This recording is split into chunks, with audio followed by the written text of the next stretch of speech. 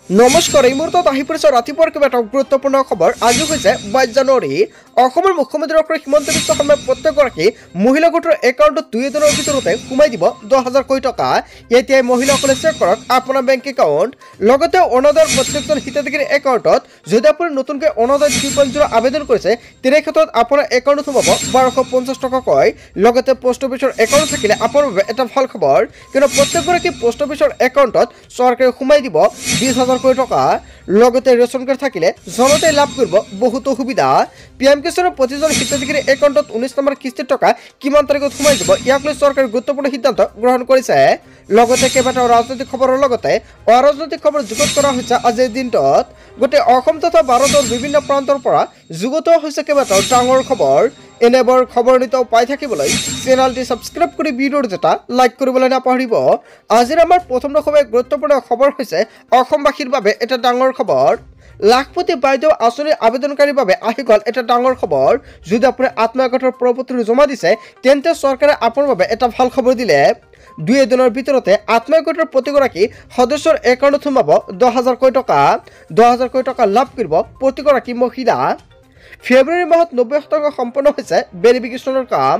ফেব্ৰুৱাৰী মাহৰ ভিতৰতে আৰম্ভ হ'ব 10,000 টকা লাভ কৰা প্ৰক্ৰিয়া। ধনৰ সদ্ব্যৱহাৰ কৰিলে লাখপতি বাইদেউ হোৱাৰ সুযোগ লাভ কৰিব মহিলাসকলে। নিৰ্বাচনী প্ৰচাৰৰ মাজতে অসমৰ মুখ্যমন্ত্ৰী ডক্টৰ হিমন্ত বিশ্ব শৰ্মাই লাখপতি বাইদেউক দিলে এটা ভাল খবৰ। লাখপতি বাইদেউ আঁচনিৰ আবেদনকাৰীৰ বাবে আহি গ'ল এটা গুৰুত্বপূৰ্ণ খবৰ। যদি আপোনাৰ বেংক একাউণ্টটো কিবা আপডেট কৰিব লগা আছে অতি শীঘ্ৰে আপডেট কৰি লৈ লওক, কিয়নো অতি শীঘ্ৰে আপোনাৰ একাউণ্টত চৰকাৰে সোমাই দিব গোটৰ 10,000 কোটি টকা। আপুনি এতিয়া ডিবিটি লিংক কৰক, লগতে NPCI আধাৰ কাৰ্ডৰ লগত বেংক একাউণ্ট লিংক কৰক। আপুনি আত্মসহায়ক ফৰ্মৰ লগত যিখন বেংক একাউণ্ট দিছে সেইখন বেংক একাউণ্টৰ লগত লিংক কৰিব লাগিব। অন্যথা গোটৰ 10,000 টকা প্ৰদান কৰিলেও আপোনাৰ একাউণ্টত আপুনি টকাটো নাপাব। তাৰপিছত অসমবাসী ৰাজক জনাইছো আমাৰ পৰৱৰ্তী খুবেই গুৰুত্বপূৰ্ণ খবৰ, লগতে ডাঙৰ খবৰ। আকৌ আহিলে এটা ডাঙৰ খবৰ। এইবাৰ 3 লাখ টকা পৰ্যন্ত কেন্দ্ৰীয় চৰকাৰে আপোনাক দিব ঋণৰ সুবিধা। মাত্ৰ 5% সুদত লাভ কৰিব এই ঋণ। কোটি কোটি দৰিদ্ৰ লোকৰ বাবে মোদী চৰকাৰৰ বৃহৎ পদক্ষেপ। ৰাজমিস্ত্ৰী, কাঠমিস্ত্ৰী, নাপিত, ফল মূলৰ ব্যৱসায়ী বা ক্ষুদ্ৰ ব্যৱসায়ীসকলৰ বাবে লৈ আহিছে অবিলাসী আঁচনি। এই ঋণৰ বাবে কৰিব পাৰিব আপুনি আবেদন। প্ৰথম অৱস্থাত 1 লাখ টকাৰ বাবে আপুনি কৰিব লাগিব আবেদন, আৰু 18 মাহৰ পিছত 2 লাখ আৰু পৰৱৰ্তী পৰ্যায়ত অধিক লোন পাবলৈ সক্ষম হ'ব আপুনি। ইয়াৰ বাবে আপুনি সঠিকভাৱে কৰিব লাগিব আবেদন। এই ঋণে 8% পৰ্যন্ত লাভ কৰিব ছাবচিডি। ইতিমধ্যে আৰম্ভ হৈছে ঋণ প্ৰদান প্ৰক্ৰিয়া। কিদৰে কৰিব আপুনি ইয়াৰ বাবে আবেদন? আবেদনৰ বাবে আপুনি ভাৰতীয় নাগৰিক হ'ব লাগিব। বয়সৰ সীমা 18 বছৰৰ ঊৰ্ধ্বত হ'ব লাগিব। আবেদনকাৰী কেন্দ্ৰীয় চৰকাৰৰ ঋণগ্ৰস্ত হ'ব নালাগিব। কি কি নথিপত্ৰৰ প্ৰয়োজন হ'ব আবেদন কৰাৰ সময়তে? আধাৰ কাৰ্ড, পৰিচয় পত্ৰ, স্থায়ী বাসিন্দাৰ প্ৰমাণপত্ৰ, লগতে জাতিগতৰ প্ৰমাণপত্ৰ, bank account, passport size photo আৰু মোবাইল নম্বৰ প্ৰয়োজন হ'ব। লগতে কোনে কোনে লাভ কৰিব এই ঋণৰ সুবিধা? কাঠমিস্ত্ৰী, কমাৰ, সোণাৰী, ৰাজমিস্ত্ৰী, নাপিত, থোৱাৰ লগতে দৰ্জী, ভাস্কৰ শিল্প, পুতলা নিৰ্মাণ, কৰতা আদি ব্যৱসায়ীসকলে কৰিব পাৰিব ইয়াৰ বাবে আবেদন। হয় বন্ধু বান্ধৱীসকল, এই সকলো ব্যক্তি কৰিব পাৰিব আবেদন। যদি আপোনালোকৰ আবেদন কৰাৰ সময়ত কিবা অসুবিধা হয় নিশ্চয় কমেণ্ট কৰি জনাব, সম্পূৰ্ণকৈ সহায় কৰা হ'ব। তাৰপিছত অসমবাসী ৰাজক জনাইছো আমাৰ পৰৱৰ্তী খুবেই গুৰুত্বপূৰ্ণ খবৰ, লগতে ডাঙৰ খবৰ। ৰাজ্যত হঠাৎ সলনি হৈছে বতৰ। বিভিন্ন প্ৰান্তত পৰিছে প্ৰচণ্ড কুঁৱলী। আপোনাৰ অঞ্চলৰ অৱস্থাটো কেনেকুৱা নিশ্চয় কমেণ্ট কৰি জনাব, কিয়নো 13খনকৈ জিলাত জাৰি কৰা হৈছে কুঁৱলীৰ এলাৰ্ট। কোকৰাঝাৰ, ধুবুৰী, গোৱালপাৰা, কৰিমগঞ্জৰ লগতে হাইলাকান্দি, পশ্চিম কাৰ্বি আংলং, ডিমা হাছাওত এলাৰ্ট জাৰি কৰা হৈছে। আৰু কাৰ্বি আংলং, মাজুলী, যোৰহাট, ডিব্ৰুগড়, চৰাইদেউ আৰু তিনিচুকীয়াতো পৰিব প্ৰচণ্ড কুঁৱলী। আৰু কুঁৱলীৰ লগতে হ'ব পাৰে বৰষুণ, আৰু ইয়াক লৈ এলাৰ্ট জাৰি কৰা হৈছে। আগন্তুক কেইদিনলৈ বতৰৰ এনে ৰূপ আশংকা কৰা হৈছে। হয় বন্ধু বান্ধৱীসকল, সকলোৱে সাৱধান হৈ থাকক। তাৰপিছত অসমবাসী ৰাজক জনাইছো আমাৰ পৰৱৰ্তী খুবেই গুৰুত্বপূৰ্ণ খবৰ, লগতে ডাঙৰ খবৰ। ঘোষণা হ'ল উচ্চতৰ মাধ্যমিকৰ প্ৰথম বৰ্ষৰ পৰীক্ষাৰ সময়সূচী। হয় বন্ধু বান্ধৱীসকল, আপোনালোকে ঠিকেই শুনিছে। আজিৰ ভিডিঅ'টি বেছিকৈ শ্বেয়াৰ কৰি দিব, কিয়নো 6 মাৰ্চৰ পৰা অনুষ্ঠিত হ'ব পৰীক্ষা। 6 মাৰ্চত হ'ব ইংৰাজী পৰীক্ষা, 7 মাৰ্চত ভকেশ্যনেল পেপাৰ অন হ'ব। কেৱল ইয়াই নহয়, 11 মাৰ্চত হ'ব মিউজিক গ্ৰুপ এ। আৰু সকলো ভিডিঅ'টো সম্পূৰ্ণকৈ চাওক, কিয়নো আপোনাৰ এক্সামটো কি হ'ব আৰু কোন দিন কি এক্সামটো আছে সম্পূৰ্ণকৈ জানিব পাৰিব। 12 মাৰ্চত হ'ব ফিজিক্স, লগতে একাউণ্টেঞ্চি আৰু ৰাজনৈতিক বিজ্ঞান। 13 মাৰ্চত স্বদেশ অধ্যয়ন আৰু মিউজিক গ্ৰুপ চি।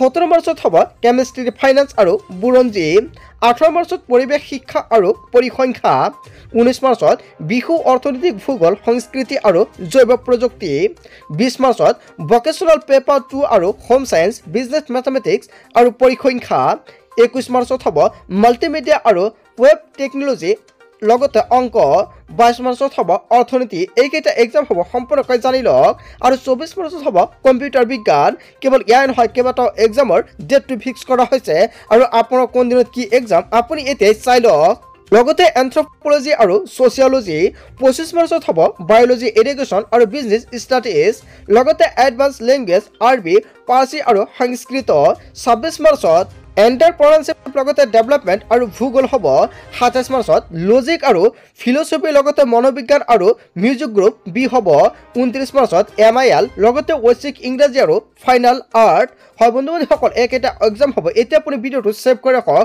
আৰু আজিৰ ভিডিঅ'টো সকলোৱে বেছি বেছিকৈ শ্বেয়াৰ কৰিব যাতে ছাত্ৰ ছাত্ৰীসকলে গম পায় তাৰপিছত অসমবাসী ৰাজ্যক জনাইছোঁ আমাৰ পৰৱৰ্তী খুবেই গুৰুত্বপূৰ্ণ খবৰ লগতে এটা ডাঙৰ খবৰ ৰাজ্যবাসীৰ বাবে আহি গ'ল এটা ভাল খবৰ কিয়নো কোনো কাৰণতে বৃদ্ধি নহয় বিদ্যুতৰ মাচুল বৃদ্ধিক লৈ কোনো ধৰণৰ ব্যৱস্থা এতিয়ালৈকে লোৱা হোৱা নাই বুলি মন্তব্য কৰিছে আৰু কোনো ধৰণৰ আলোচনা এতিয়ালৈকে হোৱাই নাই আজিৰ তাৰিখত বিদ্যুতৰ মাচুল বৃদ্ধিৰ প্ৰাসংগিকতা নাই বুলি মন্তব্য কৰিছে চলবৰ প্ৰসংগক লৈ এই পৰ্যন্ত আলোচনা হোৱাই নাই শক্তিমন্ত্ৰী প্ৰশান্ত ফুকনে কৰিলে এটা ডাঙৰ মন্তব্য হয় বন্ধুসকল এটা ডাঙৰ খবৰ এটা গুৰুত্বপূৰ্ণ খবৰ আহি পৰিছে ৰাজ্যবাসীলৈ অৱশেষত এটা ভাল খবৰ দিলে তাৰপিছত অসমবাসী ৰাজ্যক জনাইছোঁ আমাৰ পৰৱৰ্তী খুবেই গুৰুত্বপূৰ্ণ খবৰ লগতে এটা ডাঙৰ খবৰ পঞ্চায়ত নিৰ্বাচনৰ বিগ আপডেট দিলে মুখ্যমন্ত্ৰীগৰাকী ঘোষণা হ'ল অধিসূচনাৰ দিন 18 মাৰ্চত জাৰি হ'ব পঞ্চায়ত নিৰ্বাচনৰ অধিসূচনা পঞ্চায়ত নিৰ্বাচনক লৈ ডাঙৰ ঘোষণা কৰিলে মুখ্যমন্ত্ৰীগৰাকী হায়াৰ ছেকেণ্ডেৰী পৰীক্ষা শেষ হোৱাৰ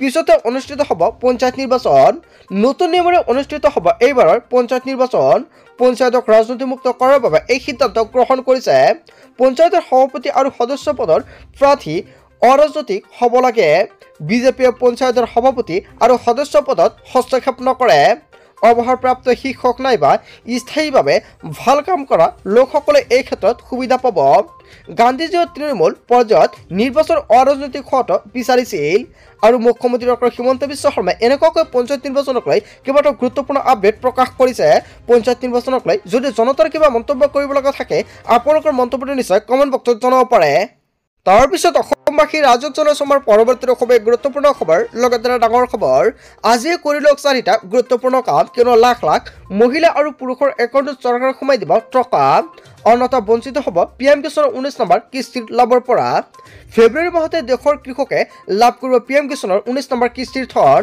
ফেব্ৰুৱাৰী মাহৰ পূৰ্বে কৰি লওক 4টা গুৰুত্বপূৰ্ণ কাম হিতাধিকাৰীয়ে আজিৰ ভিতৰতে কৰি লওক KYC আপডেটৰ বাবে CSC চেণ্টাৰলৈ যাওক আজিয়ে ঘৰতে কৰিব পাৰিব KYC আপডেটৰ কাম pmkisan.gov.in ৱেবছাইটত ঘৰতে বহি কৰিব পাৰিব আপডেট হিতাধিকাৰীয়ে খোলা ৰাখক বেংক একাউণ্টৰ DBT মাধ্যম DBT অন কৰিবৰ বাবে যোগাযোগ কৰক সংশ্লিষ্ট বেংক বিষয়ৰ সৈতে লগতে কৃষকৰ কৃষি ভূমিৰ প্ৰমাণপত্ৰ পুনৰীক্ষণ কৰাটো বাধ্যতামূলক কেৱল ইয়াই নহয় এই কাম কৰিবৰ বাবে আজিয়ে যাওক আপুনি চক্ৰ বিষয়ৰ কাৰ্যালয়লৈ PM কিষাণৰ হিতাধিকাৰীয়ে বেংক একাউণ্টৰ সৈতে আজিয়ে লিংক কৰক আধাৰ কাৰ্ড আৰু আপডেট হৈ থকা আধাৰ কাৰ্ডহে লিংক কৰিব পৰা হ'ব বেংক একাউণ্টৰ সৈতে তাৰপিছত আপোনালোকৰ বাবে সম্পূৰ্ণকৈ টকাটো ট্ৰান্সফাৰ কৰা হ'ব কিয়নো কৃষকসকলৰ বাবে আহি গ'ল এটা ভাল খবৰ যদি এইকেইটা কাম কৰা নাই অতি শীঘ্ৰে আপুনি কৰি লৈ লওক তাৰপিছত অসমবাসী ৰাজ্যক জনাইছোঁ আমাৰ পৰৱৰ্তী খুবেই গুৰুত্বপূৰ্ণ খবৰ লগতে এটা ডাঙৰ খবৰ অৰুণোদয় বৃদ্ধ পেঞ্চন দিব্যাংগ বিধৱা পেঞ্চনৰ ধন সোমালে নাই আপোনাৰ একাউণ্টত কিয়নো প্ৰত্যেকগৰাকী মহিলাৰ বাবে আহি গ'ল এটা ভাল খবৰ কোন হিতাধিকাৰীয়ে লাভ কৰে এতিয়ালৈকে অৰুণোদয় আঁচনিৰ টকা যিসকল ব্যক্তিয়ে নতুনকৈ অৰুণোদয় 3.0 আবেদন কৰিছে সেইসকল ব্যক্তিৰ বাবে এটা ভাল খবৰ কিয়নো অৰুণোদয় 3.0 টকা অতি শীঘ্ৰে সোমাব আপোনাৰ একাউণ্টত ফেব্ৰুৱাৰী মাহৰ 10 তাৰিখে চেক কৰক আপোনাৰ একাউণ্ট যদি আপুনি নতুনকৈ আবেদন কৰিছে বহুতে কিন্তু টকাটো পোৱা নাই যদি আপুনি অৰুণোদয় আঁচনিৰ টকাটো পোৱা নাই নতুনকৈ আবেদন কৰা প্ৰত্যেকজন হিতাধিকাৰী একাউণ্টত টকা সোমাই যাব ফেব্ৰুৱাৰী 10 তাৰিখে চ' বন্ধু বান্ধৱীসকল গোটেই অসম তথা ভাৰতৰ বিভিন্ন প্ৰান্তৰ পৰা যুগুত হৈছে কেইবাটাও ডাঙৰ খবৰ এনেবোৰ খবৰ নিতৌ পাই থাকিবলৈ চেনেলটি সাবস্ক্ৰাইব কৰি ভিডিঅ'ত এটা লাইক কৰিবলৈ নাপাহৰিব